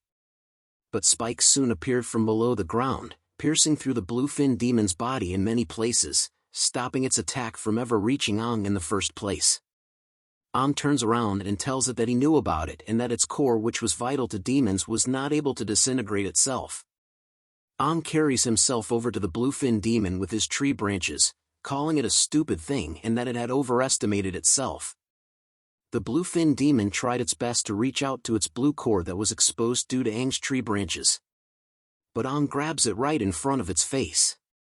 Informs the bluefin demon that once a demon's core is destroyed, even a 7-fin demon would die, much less you. He grins with an evil smile and tells the bluefin demon that he was going to be taking its water-type powers. The bluefin demon soon met its demise as its body slumped over motionless. Its body soon began to turn into water. And water soon flowed down the spikes and onto the ground. Stood victoriously while holding the blue core into the air as the red moon shined brightly in front of him. He then smashes the blue core into pieces. And proceeds to drink the water that came out of it, while laughing like an evil maniac. He tells it to make him stronger. Demonic thoughts were invading Aang's psyche. Was finally able to absorb the power of the blue core, making him able to use water abilities. He wipes his mouth, saying that the blue core didn't taste that bad. He turns back to see the green healing aura surrounding Lu as she continues to lie on the ground unconsciously. With a closer look, her wounds had been completely healed. He uses the blue core water powers to transform himself into water to head over to Lu's body. He soon arrives with his body mostly in water. Continues to look at her with his eyes fully transformed into the demonic king's eyes. A voice speaks out saying that demons devour, humans kill. Hears those words and repeats them, demons devour, humans kill. As he raises his arm high into the air to strike Lu down with a smile on his face. He then unleashes a powerful downward strike that breaks through the green healing barrier that helped Lu to recover. Blood is seen splattered in the air. Aang's demonic hand could be seen trembling near Lu's face. "Damn it," mutters as he bites his lips hard enough to the point they started to bleed while veins appeared on the left side of his face. Had stopped his demonic hand from piercing Lu's face with his own hand. His demonic fingers could be seen pierced through his other hand. He tells the demonic side of him and the voice in his head to stop it. He struggles to hold himself back while shouting about how he could kill his own ally, and that all he wanted was for Lu to be safe. He curses the voices in his head. Lets out a terrifying scream that sends shockwaves into the air, telling the voice to get out of his head. The demonic Feng King could not believe that could resist its will. He smiles and says that it was interesting as he fades into the darkness. Back at the city gates, the numerous warriors of the city are seen battling an endless horde of demons. Snow and Suagio are seen back to back facing the demons, Snow was upset over the number of finless demons that were starting to scale over the walls of the city. He unleashes a powerful blow onto the ground, causing a shockwave to erupt. It sends the finless demons close to the top into the air. He turns to Suejo to ask her where Ong and Lu were, as they were the only squad that hasn't had all their members gathered together. Suejo causally dodges a finless demon's attack from the back. She tells him that she had heard from the other teams that there were 2 warriors who had snuck out of the city and were targeted by one fin demon. She then stabs the blue finless demon in its throat, informing Snow that she believed that the 2 warriors were Ong and Lu. Suejo commented that she was worried about them. Snow is shocked to hear that Ong and Lu had snuck out of the city. Suejo touches her head while telling Snow to stop asking her all these questions about being targeted by a one-fine demon, as she couldn't imagine how bad that would be. Snow decides to unleash his anger onto the countless waves of finless demons, cursing at them and wondering why 2 one-fin demons had to appear. The both of them rush towards a blue finless demon that had reached the top. He tells her that they should focus on enduring the demon wave for now. Jean and Jel are seen rushing back to the city at full speed. They have finally reached the outskirts of the city, where they immediately strike down the finless demons that were within their reach. Joel speeds his way to join Jean and Jel. He then asks about how their cores were doing. Jean was seen in the air with his fist raised high into the skies as countless finless demons watch him. He slams a powerful fist into the blue finless demon, smashing its face into bits and sending shockwaves that pushed away the other finless demons. He then turns to Joel to tell him that his core was not that exhausted and that Jel's core should be in the same state as his. Jel's magnificent chest was moving up and down as she weaved past the countless finless demons. She thinks about the fact that the higher the explosive power, the more core energy is depleted, and because of that the strength exerted becomes weaker. Thankfully Jean and she were able to fight together against the red one-fin demon. If they hadn't done that, their cores would have been depleted, which would have made the demon wave a whole lot more problematic. She sends a finless demon to fly towards another one with an immense leg kick to its stomach. The 3 of them were now close to one another while facing the endless stream of finless demons. Jel asks Joel what they should do next. Joel continues to cut down any finless demon that got close to him, telling Jean and Jel that since they had killed the one-fin demon, the attacks of the no-fin demons had decreased significantly, and since the other one-fin demon is gone, the finless demons that were present were like soldiers without a commander, causing them to attack aimlessly. But although these no-finless demons have no thoughts of their own, they at least understood the idea of the fear of death. Joel then informs Jean and Jel that they should make the endless horde of finless demons fear them. Joel's fighting spirit erupts in a blue aura as he tells them that they should use this opportunity to weaken the finless demon's desire to attack, and to buy time for the soldiers on the wall to call for backup. Each of them had to be wary of their cores as well. "Let's give them an explosive battle this time," Joel shouts with a crazy look in his eyes. The cores on Jin's and Jel's chests began to shine brightly as they agreed to Joel's plan. The finless demons looked up to the skies as 2 red streaks of light shot up into the air. Jean and Jel had jumped up high to the point that they were over the city and its walls. They prepared to unleash a powerful attack from the skies, as Jean tells Jel that they should make these bastards explode till there's nothing left of them, as they both jumped into the skies and dove headfirst downwards. Their paths of red lights intertwined in the sky as the countless finless demons could do nothing but watch them fall from the sky. A powerful red impact in the form of lightning destroyed the ground where the horde of finless demons was, sending the others flying through the air due to its immense shockwave. A gigantic hole could be seen from the sky as a dust cloud formed a circle around it just barely outside the city. 2 figures appear in the dust with their cores shining bright red.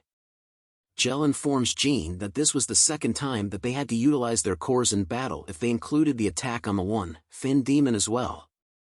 Jean tells her that if the cores on their bodies had no limitations, he would have been able to utilize this form of his to keep killing the demons.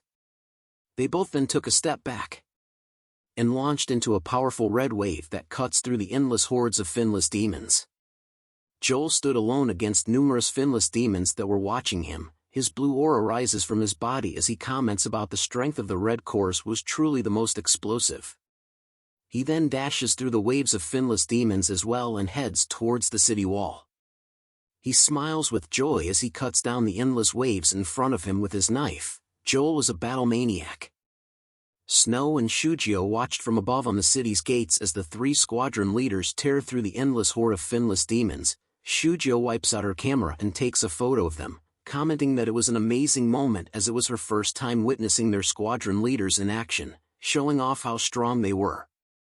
Snow watches the squadron leaders with a deep gaze. His thoughts were filled with awe of the squadron leader's strength, which represented the strength of a warrior with a one-finned core. Snow is so jealous as he wanted to be like them. Joel exhales heavily as smoke could be seen coming out from his mouth while a sweat drop drips down his face. Joel, Jean and Jel were now back together with their backs facing one another. Joel asks if Jean and Jel were alright. Jean replies that they were fine and that their bodies could still take it. Jel informs Joel that at least they were having a good time killing these demons. The 3 of them were standing alone in front of the city's gates surrounded by endless numbers of finless demons. Joel notices that the finless demons were beginning to back away and had stopped their attacks. He informs Jean and Jel that it looks like their plan was working and that it was about time that they cheered up the other warriors. Joel shouts out to the warriors, "Replenish your strength. Keep on fighting. The demon wave has been forced to retreat." The warriors on top of the city walls cheered upon hearing Joel's words as they shout out that their 3 squadron leaders were the best.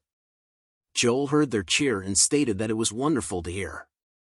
But something catches his eyes as he shouts at Jean and Jel to watch out as something was coming their way. They sensed the presence of a powerful one-finned demon that had appeared all of a sudden behind the finless demons. Jel wondered if it was the last one-finned demon. The smoke reveals a figure carrying something with a bright red light on its chest. The finless demons did nothing to the figure but only stared at it. The 3 squadron captains were shocked to see something. They see the figure of An carrying Lu through the demon wave. An wore an expressionless face as the squadron leaders called out his name. An continued to walk through the horde of endless finless demons after the squadron leaders called out to him. The finless demons could only stare at him as he walked by. Jel was shocked to see both An and Lu while being curious about what had happened to the one-fin demon that was with them. Joel became nervous at the sight of them walking past the finless demons, as even though they had beaten those no-fin demons into retreating, An couldn't come to them just like that as they would be devoured by the finless demons in an instant. What he feared soon came through as the finless demons started to lunge toward An and Lu. As the finless demons started to pour onto An and Lu to devour them, the squadron leaders rushed in to help them as Jean yells at the demon bastards to stop. The claws of the finless demons are reaching for An and Lu. Their claws reached closer but An had not yet reacted to their actions. He turns to them with his demonic king eyes and unleashes his red demonic aura, telling the finless demons that were reaching him to get lost. The finless demons were shocked to see the appearance of An and stopped in their tracks.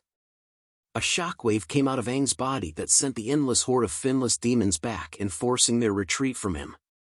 A red finless demon is seen kneeling on the ground before Aang. It struggles and moans before running away from Aang. The other finless demons were shocked to see one of their own runnings away. The rest of the finless demons then followed suit and began to run away from Aang and Lu. Aang could only stand still as the endless waves of finless demons run past him to escape. Jean comes to a screeching halt as he witnesses what had just happened. He was shocked to see that the demon wave filled with the finless demons had actually started to retreat. The warriors on top of the walls soon witnessed the same sight. They cheer and rejoiced that the demon wave had finally retreated, meaning that the warriors had managed to successfully protect the city from it. A warrior was curious about why the demon wave would have suddenly retreated. He wondered if it was because of the attacks from the 3 squadron leaders that managed to scare the demon wave off. Another warrior tells him that it was because of the squadron leaders' attacks and nothing else. Jean turns around to hear the cheers of the warriors and their shouting from up high the walls. They complimented the squadron leaders' explosive attacks that had managed to strike fear in the enemy and scared them into retreating. But the 3 squadron leaders felt that something was off and wondered if it was truly them that had managed to cause the demon wave to retreat. Jean then turns to look at Aang, wondering if it was because of him that the finless demons began to run away. Aang could finally let out a deep breath before dropping onto his knees. Jean sees this sight and was alarmed by it. the 3 squadron leaders quickly rush to Aang's and Lu's side as they see that Aang had completely collapsed, causing Lu to fall onto the ground as well. Aang could barely keep his eyes open as he sees the 3 squadron leaders rushing towards him. Jean shouts out to Joel and Jel to save them and that they would talk about what happened later. Aang is then seen lying on top of a skull that was seen when he was in his half-demonic mode. A voice tells Aang that he must really like using its power. Aang slowly opens his eyes, showing his tired pupils, and asks the voice who it was. The voice responds to Aang that they had met once half a century ago and that he should still be able to remember it. Aang recalls his memories of the 8-fin demon with wings that had approached his past self when he was dying. He tells the voice that it was one of the 2 8-fin demons that he saw and wanted to ask it how many 8-fin demons there were. But the voice tells Aang not to worry about the number of 8-fin demons as he would soon know the number of them in the future. Aang's eyes open widely as he sees the 8-fin demon king chilling right beside him.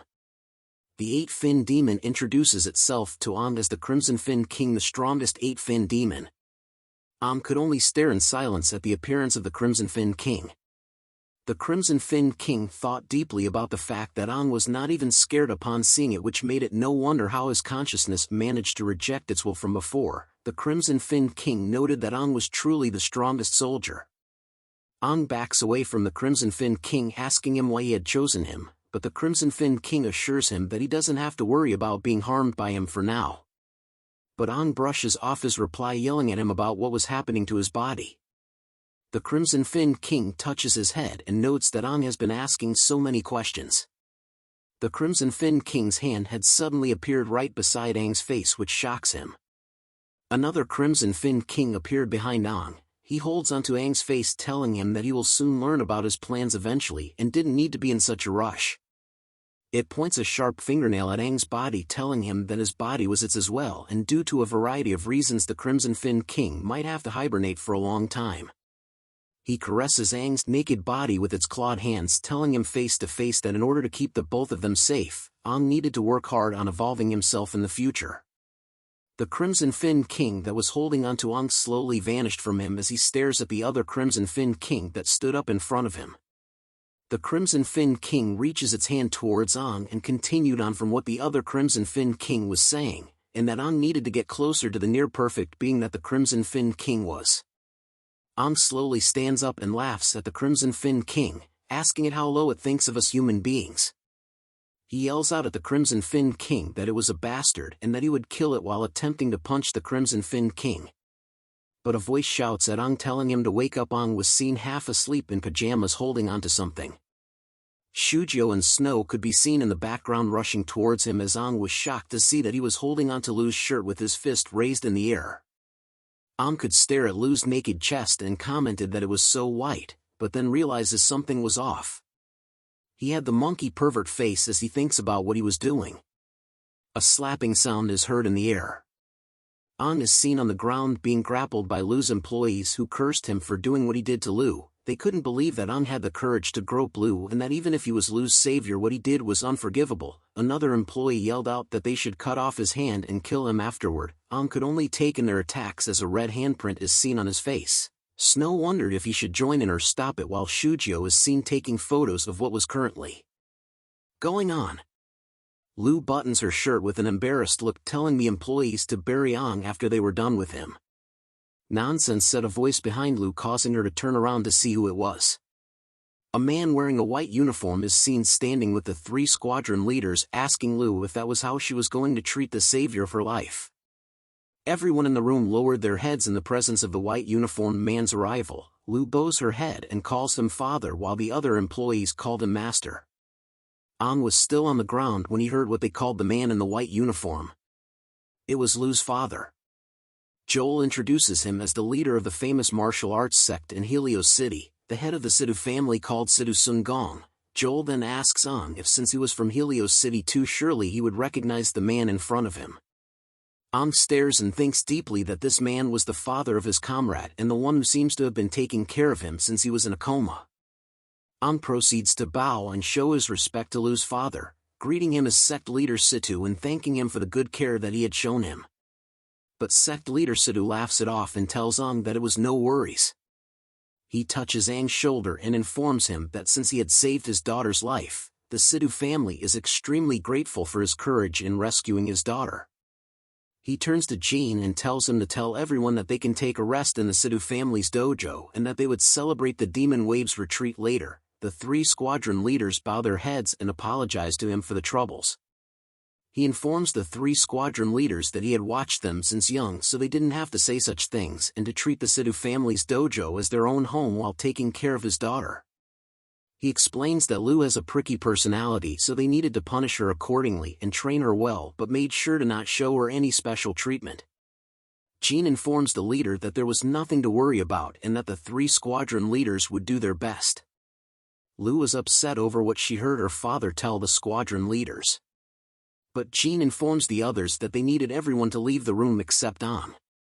Aang was caught by surprise. The 3 squadron leaders were now alone in the room with Aang. Jean then talks about the one-fin demon that had appeared in the warrior exam and about the demon wave, asking Aang if he knew anything about it. But Joel cuts him off, telling Jean that even though Aang was his own team member, he should not hesitate in his words. Joel then informs Jean that he would do it instead. Joel calls out to Aang to ask him a question. The 3 squadron leaders' aura erupt intensely as they glared at Aang when Joel asked him if he was a demon.